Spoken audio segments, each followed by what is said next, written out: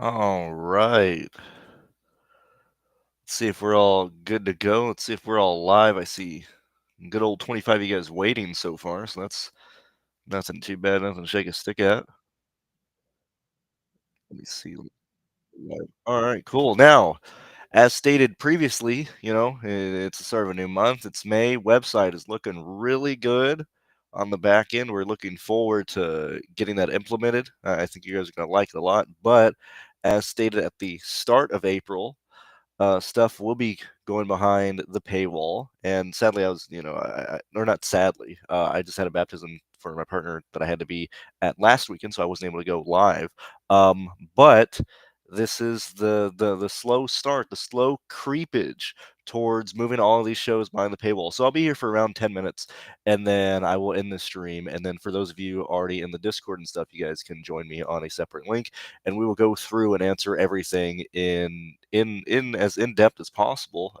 Since you are buying our product, since you are a subscriber to our website, and so on and so forth. So we're here for about 10 minutes. If you guys have any general questions there, for all the public viewers, feel free to answer.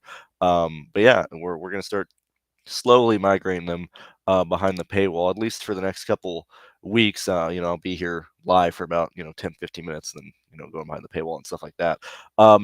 Now, let me go ahead and put some stuff on screen. As we get to a race like this, obviously we didn't have any practice because everything was rained out this weekend. And that's the main reason why I decided to not travel out to Texas this week, just because I figured we'd first off, the two races I wanted to go to was the truck and Xfinity, but the fact that it's been raining like crazy, I decided to not go.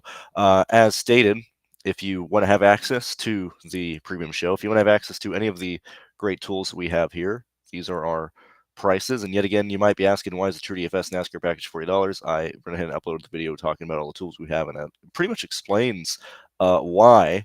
First thing we will look at least during this free version, is the truck preview. Now, just speaking out loud, when we look at trucks at Texas, this has been a very volatile race. There's been a lot of instances where people have been involved in wrecks. There's been a lot of situations to where chalk has crashed out. Front runners have wrecked themselves. If you remember back to the COVID year, where we not only had you know leaders wrecking for the lead, but we had situations to where Nick Sanchez leads the entire race and gets wrecked on the last lap. But there's been a lot of chaos at this track. Now, this is one of the tools that we have that you can look at when we're looking back at the Texas races. Okay, now, yet again, we're at 32 cars this week. And this is the lowest we've had in a while. When we look back at the last four races, we've had 34, 34, 36, 36. The amount of leaders we've had in these races are 4, 4, 7, 7.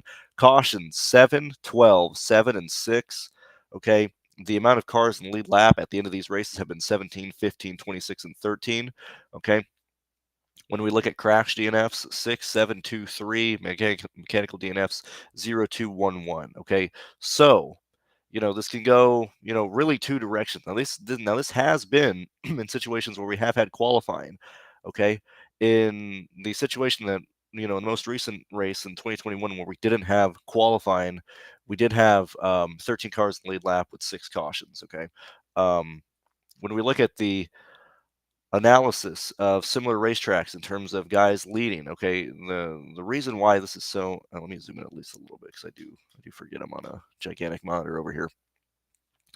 When we do look at these guys and these drivers here, obviously a lap leader is important. Okay, but when we're looking at the grid today, okay, uh, we're looking, at situations to where obviously Tyler Ankrum has led laps. We've seen Hemrick, we've seen Garcia, we've seen Corey Heim. Specifically, these 4 drivers have actually been able to maintain the running positions up front. Same thing with Gret Enfinger. As we look at, and yet again, we're kind of going through here, but as we just kind of skirt back to looking at Rockingham, yet again, if we look at the lap by lap analysis here for Rockingham, now I'm very much leaning towards, or at least looking at and understands this race, Rockingham specifically, is a race that has very similar characteristics to a lot of intermediate tracks. Okay, with what was needed to stay up front, with what was needed to run up there the whole time. And we look at where and how difficult it was to pass. And yet again, we did have qualifying there, but you look at where everybody was at here, at some of these front runners, and then what some of these good cars in the back did. I brought Ingram up for this reason. I'm showing Jake Garcia. I'm showing Chandler Smith. Let me go ahead and get Hemrick in there if I can go ahead and find him.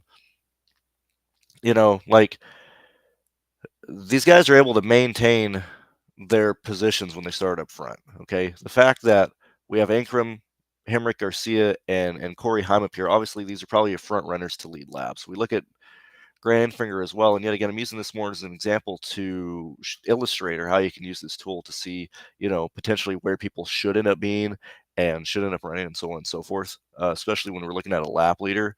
Okay, the fact that we have no practice here, I think that really, really hurts the outside lane. Okay, and so when we're looking at Ankrum being the control car, being able to be on the bot, also there are thunderstorms around me, so if I just end the stream without at least saying I will, it's because I lost power. I think Ankrum has a very easy path to leading early. Okay. Garcia as well. The fact that Corey Heim is stuck on the outside, Hemrick is stuck on the outside, Kate Honeycutt's stuck on the outside. I would not be shocked to see your front three guys as we finish lap 2 be the first, third, and fifth starters in this race. That's Ankrum, Jake Garcia, and Enfinger. And then obviously, we can very much have crashes in the back of the field. Obviously, we'll have competition caution since there's no laps on this track. So at least, right then and there, we're looking at 4 or 3 yellows, competition caution plus the 2 stages. Probably looking in the range of anywhere 5, 6, or 7 yellows and stuff like that. When we're looking at the potential of what Corey Heim can do as the race leader, okay. Yes, he starts 4th. Yes, he is the favorite to win this race and lead laps, and I have him as the favorite to win this race and lead laps. But you look at the amount of help that everybody in the backfield has to get up through the field, specifically the people who have shown speed at intermediate tracks, the people who are able to get up through the field at intermediate tracks, and we really take a gander at this Matt Crafton, Friesen, Ty Majeski, Tanner Gray, Ben Rhodes area and stuff. These guys are competing at a much cheaper uh, price point. They're competing directly against your top 5 starters here. Okay, and yet again, I'm just using this as an example of some kind of how these front runners, even though like Garcia, wasn't one of the faster guys this season. You look at where he's typically running around 11th and stuff, but he was able to start up front. It was very difficult to pass at Rockingham, and Texas is very much a one groove racetrack for the most part, especially like you have to just run the bottom in 1 and 2. When we're looking at the scoring ranges for this race, okay. And obviously, like your main lap leader and stuff is race winner, main lap leader, whatever. Like obviously, these guys are gonna be scoring well. But when we start looking at the range between the 7th or the 7th best DraftKings score and like the 11th, okay, and we zoom in on this range here. Median's 46 for 7th, median's 44 for 8th, 9th is 42, 10th is still 41, 11th right at 39. So when we look at this, expected kind of range of outcomes of where, these people are going to be scored and stuff, we got to get at least 40 from all 6 drivers in this field. And this race presents itself to very easily accommodate that type of scoring from at least 16 people in this field. Okay. Like the baseline projections for 16 people is very, very, very close to that 40 mark. That is primarily the player pool. Like we're not playing, like obviously, clearly, we're not playing Boyd. We're not playing. I would argue not to play Bailey Curry. There's much better value plays in the backfield. I know there is one question regarding the 6K range, which I'll answer that.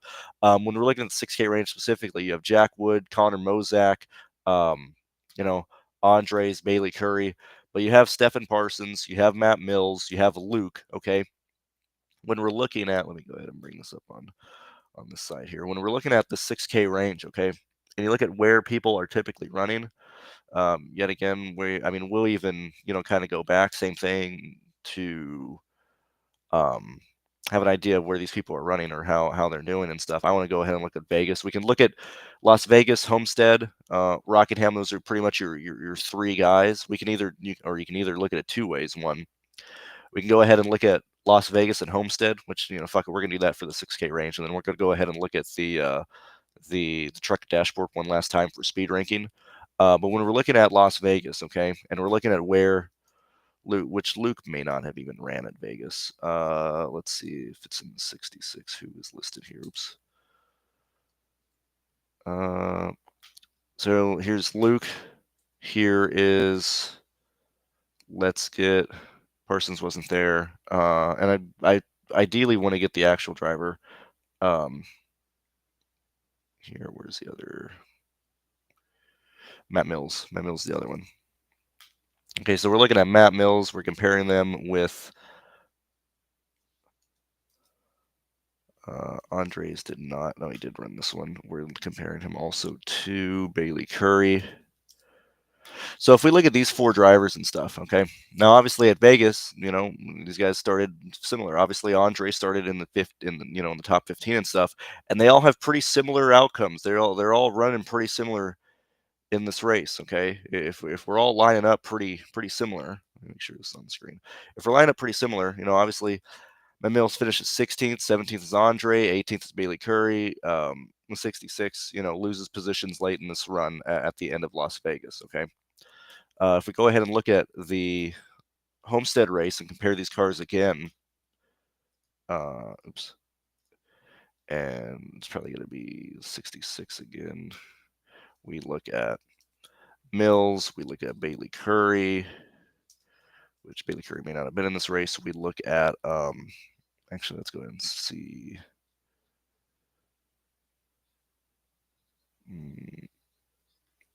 Who's the other guy? Who am I missing here? Matt Mills, Luke, Andres. Which, let me make sure. Let me check one thing over here, related to Homestead.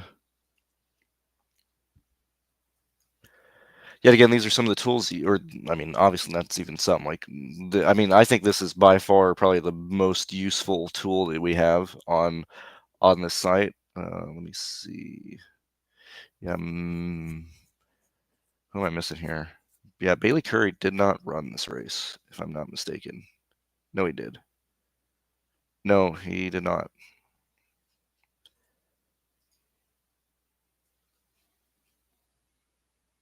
Let me just make sure. Hold on. He's only ran 4 races this year. He did not run Homestead. So we're looking here. We see Matt Mills, we see the 66, and we see Andres here yet again running very, very similar in this race. Okay. We then compare that with where they are starting in this race. You have Luke in the back of the field. You have Matt Mills in the back of the field. You do have Parsons in the back of the field in the Young Motorsports car. Now he is starting dead last in the 57.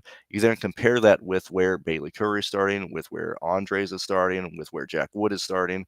I guess we could throw Jack Wood in there as well. I think he's starting too high up to realistically consider this man, because he's having very, very similar outcomes to these guys. But like, by all intents and purposes, your 6K range today is primarily Luke, Matt Mills, in that 6K range. So to answer your question, that is that. Ankrum and Heim together okay, or pick one PD.